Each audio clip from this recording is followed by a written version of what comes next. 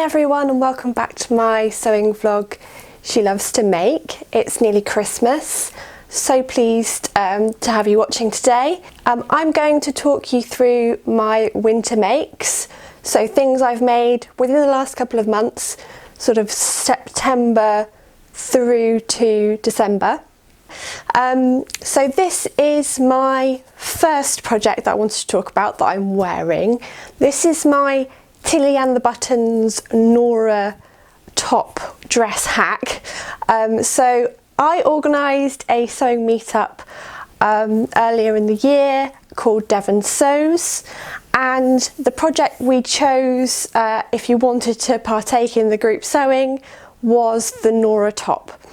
And I'd had a look at it and thought I really want to make initially a polo neck top version and in like a ponty, thicker jersey fabric for the winter.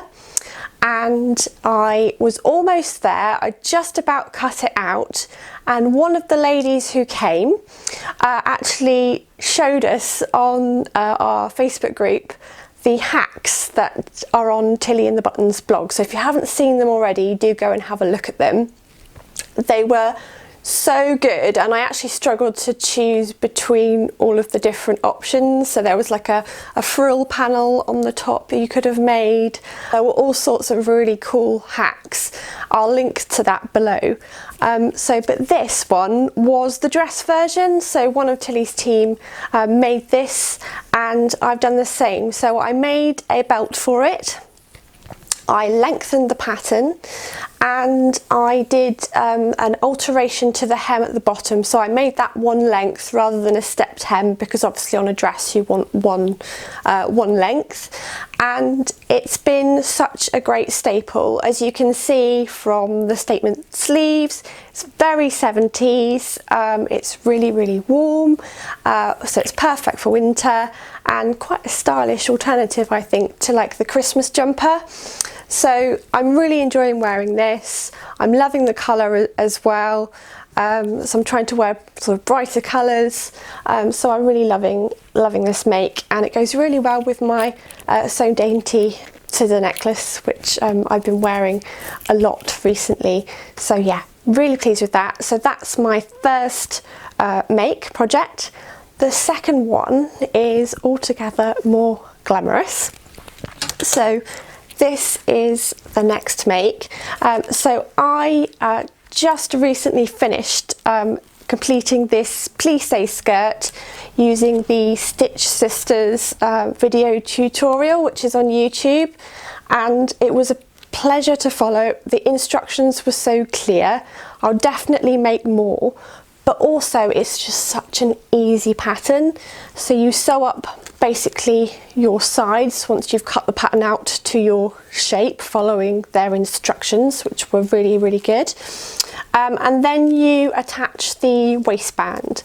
So there is some stretching and pulling involved on the machine, but as long as you use a zigzag stitch, you'll be fine. And I'm really pleased with mine. And I use Gutermann metallic thread. So I think the reason why my stitches went in perhaps easier is because it's like a polyamide man-made fibre in the metallic thread, which ran really well through my machine and through the dense elastic and the plisse fabric on top. So I'd really recommend that. So I bought that at Hobbycraft, and it was pricey. I did kind of think at the time, that's a lot of money to spend on thread. But actually I'd been given this fabric by Sarah at Sarah Travels Too, who went along to the Paris social, and it was a remnant. So I hadn't paid anything for the fabric, so I kind of felt like I would spend out on the sparkly elastic. So that's from Empress Mills. And the Gutermann thread to make it easier to make my machine. So yes, very floaty, sparkly, great to wear out. So yeah, I'm really looking forward to sparkling in that one over the Christmas period. Next one I want to talk to you about is this viscose skirt and headband set. So again, this was a remnant, and this was on the swaps table at the Sewing Weekender.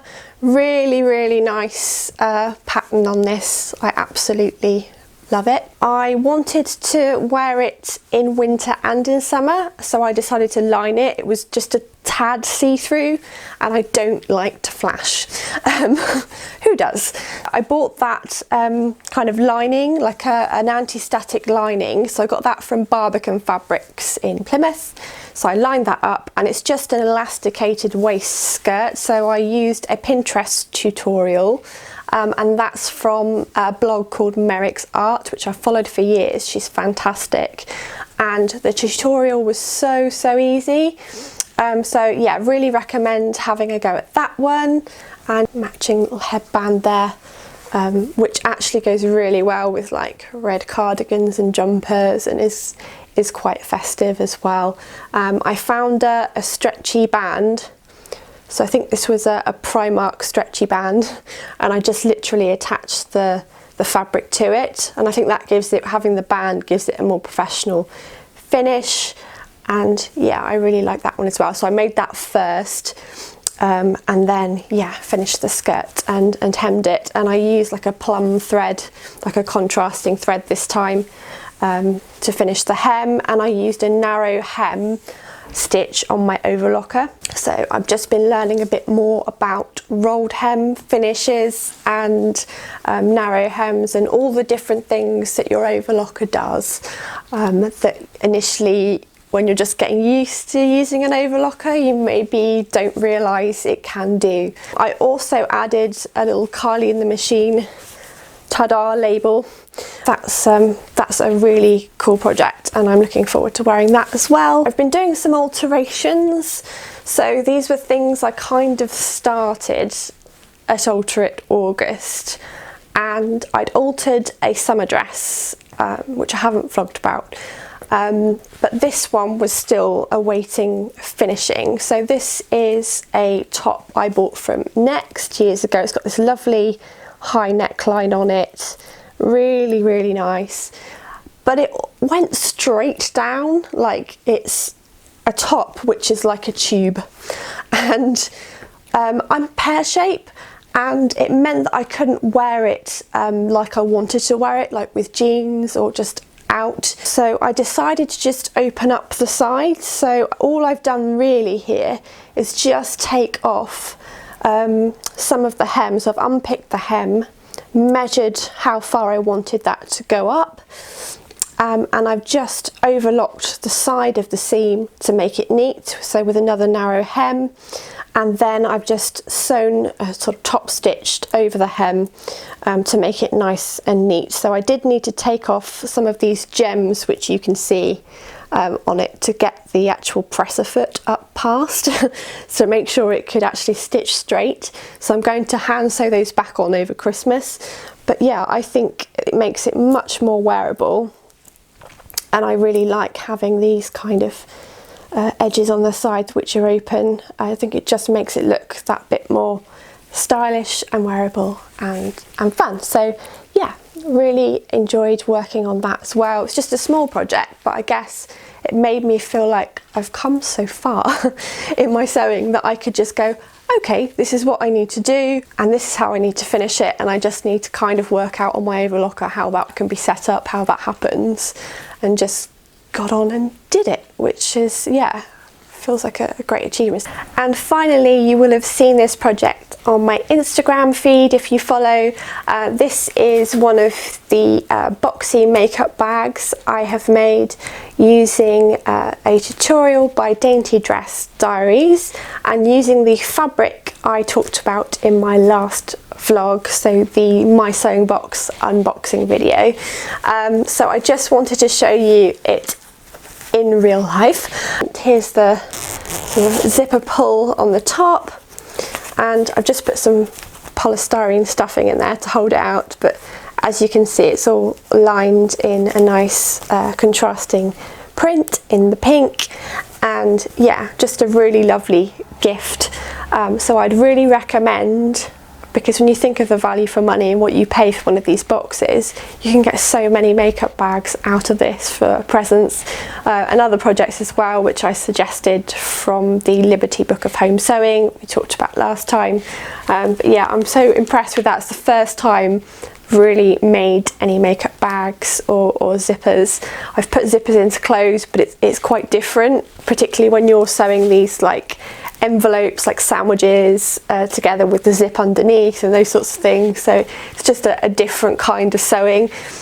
So yeah, I'm really pleased with the result, and if you haven't already seen the tutorial, I highly recommend Dainty's videos, so go and have a look at them. That was my final project. I'm really excited to do more sewing in the new year, so that includes I've booked onto a pattern cutting weekend with Danny at So Fabulous, and really excited to learn the skills of creating a block.